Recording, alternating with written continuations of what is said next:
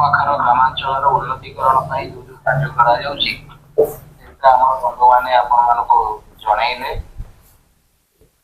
ମୁଁ ତିନି ଚାରିଟି ଜିନିଷ କହିବା ପାଇଁ ଚାହୁଁଛି। ଏଇ ଯୋଉ ବିଳାସୁଣୀ ମହୋତ୍ସବ ତାର ଲକ୍ଷ୍ୟ ଉପରେ କହିବା ପାଇଁ ଚାହୁଁଛି।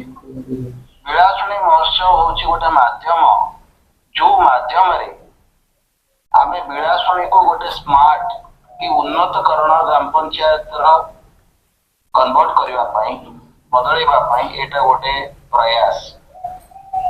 ଦ୍ୱିତୀୟ ଜିନିଷ ହଉଛି ଆମେ ଗୋଟେ ଉଦାହରଣ ଦଉଛୁ ଖାଲି ବିଳାସୁଣୀକୁ ନୁହଁ, ସାରା ଓଡ଼ିଶାକୁ, କି ଯୋଉ ଲୋକମାନେ ସରକାରଙ୍କର ବିନା ସହଯୋଗରେ ନିଜ ପକେଟରୁ ପଇସା ଖର୍ଚ୍ଚ କରି ଗ୍ରାମାଞ୍ଚଳର ଉନ୍ନତିକରଣ ପାଇଁ କାମ କରିପାରିବେ ଏବଂ ଗ୍ରାମାଞ୍ଚଳରେ କିଛିଟା ପରିବର୍ତ୍ତନ ଆଣିପାରିବେ, ସେଇ ଜିନିଷଟା ଆମେ ଏଠି ଗୋଟେ ମଡେଲ ହିସାବରେ କରୁଛୁ।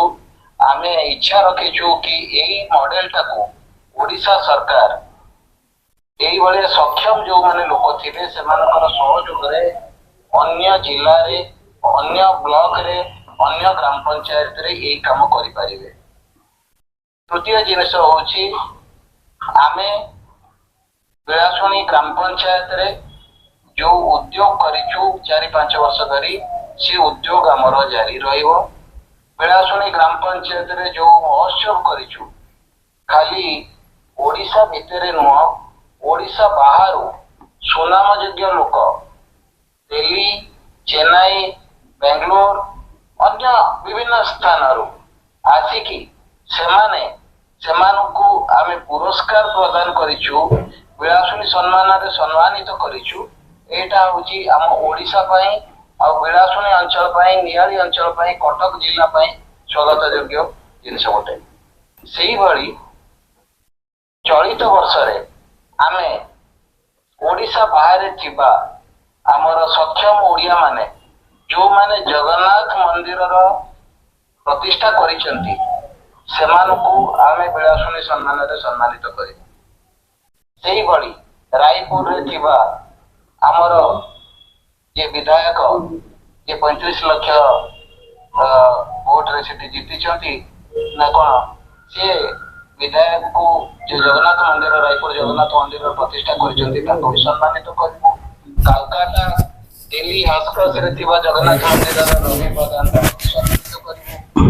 ଏଇଭଳି ଆମର ଜାତୀୟ ସ୍ତରରେ ଥିବା ଓଡ଼ିଶାରେ ଥିବା ସୁନାମଯୋଗ୍ୟ ଯୋଉମାନେ ଆଡମିନିଷ୍ଟ୍ରେଟର, ବିଭିନ୍ନ ଆଖପାଖର ଗ୍ରାମାଞ୍ଚଳର ଉନ୍ନତିକରଣ ପାଇଁ ଯୋଉ ଯୋଉ କାର୍ଯ୍ୟ କରାଯାଉଛି ସେଇଟା ଆମର ବନ୍ଧୁମାନେ ଆପଣମାନଙ୍କୁ ଜଣେଇଲେ।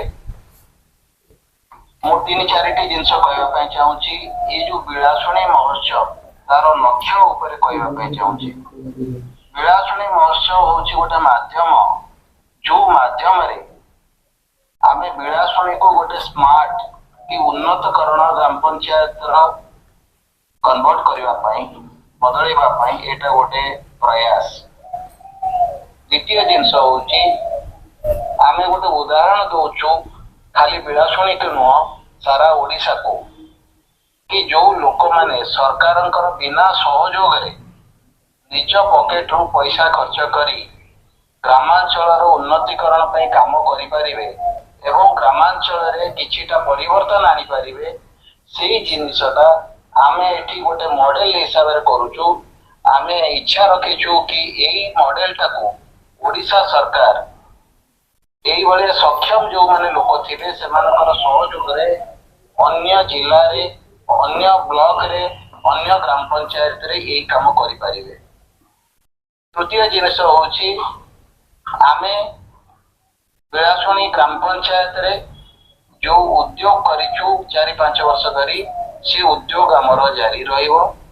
ବିଳାସୁଣୀ ଗ୍ରାମ ପଞ୍ଚାୟତରେ ଯୋଉ ମହୋତ୍ସବ କରିଛୁ, ଖାଲି ଓଡ଼ିଶା ଭିତରେ ନୁହଁ, ଓଡ଼ିଶା ବାହାରୁ ସୁନାମଯୋଗ୍ୟ ଲୋକ ଦିଲ୍ଲୀ, ଚେନ୍ନାଇ, ବେଙ୍ଗଲୋର, ଅନ୍ୟ ବିଭିନ୍ନ ସ୍ଥାନରୁ ଆସିକି ସେମାନଙ୍କୁ ଆମେ ପୁରସ୍କାର ପ୍ରଦାନ କରିଛୁ, ବିଳାସୁଣୀ ସମ୍ମାନରେ ସମ୍ମାନିତ କରିଛୁ। ଏଇଟା ହଉଛି ଆମ ଓଡ଼ିଶା ପାଇଁ ଆଉ ବିଳାସୁଣୀ ଅଞ୍ଚଳ ପାଇଁ, ନିଆଳି ଅଞ୍ଚଳ ପାଇଁ, କଟକ ଜିଲ୍ଲା ପାଇଁ ସ୍ୱାଗତ ଯୋଗ୍ୟ ଜିନିଷ ଗୋଟେ।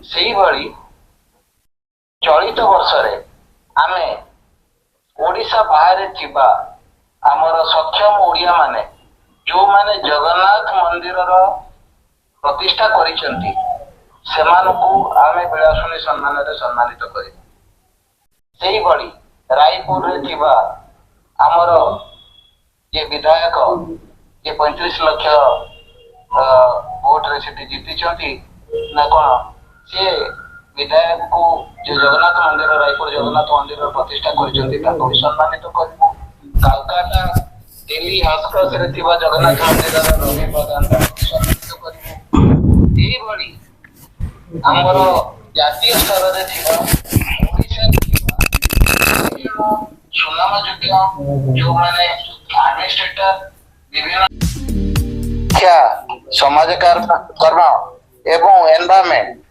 परिवेश ऊपर जो माने भल काम करिसेंती जो माने समाज पे अनेक सेवा काम करिसेंती किछि परिवर्तन आनिसेंती एटा हमर सौभाग्यर जिंस कि आमे सम्मान को बिलासुनी सम्मान रे सम्मानित करिवु आउ जोटा हमर बंधु माने कहिले बहुत सुंदर रूपे आमे सांस्कृतिक कार्यक्रम हम ओडिशार संस्कृति को बजाई रखिबा पई ओडिशार संस्कृति लोक मानकर मनोरंजन आउ क्रीडार उन्नतिकरण पई 3 दिन रे धर्म शिक्षा संस्कृति एवं मनोरंजन तार उन्नतिकरण पई आमे 3 दिनिया महोत्सव करिवु मु आपण सब भाई भौणी मानकर सहयोग चाहूची कि आपण मानकर सहयोग रे आमे बिलासुनी और नियाली निर्वाचन मंडल रे भलो काम करी आमे गोटे नुआ गोटे इतिहास रचना करिवा धन्यवाद आपण माने समस्त जानंती राजनीतिक परिवर्तन हेइची नियाली निर्वाचन मंडल रे तेनु सबु हमर जो सहकर्मी माने समस्त निष्पत्ति नैचंती कि राजनीति रो ऊर्ध्वरे रही जो माने हमर एडमिनिस्ट्रेशन रे अछंती विभिन्न दक्षता रे अछंती ओडिसा रे एवं ओडिसा बाहर आपण मानकू आमे जणै दबु किछि दिन भितरे कि बहुत सुनाम योग्य लोक ओडिसा एवं ओडिसा बाहरु हमर एठी 3 दिन काल रंगमंच जो अछि हमर सभास्थली अछि ताकू आपण देखि पारिबे कि बहुत बहुत सुनाम योग्य लोक एठी आम सभा उपस्थित रहिबे आउ हमर गरिमा को आगो को नहीं जेबे आपण सेटा को देखिबा को पाइबे।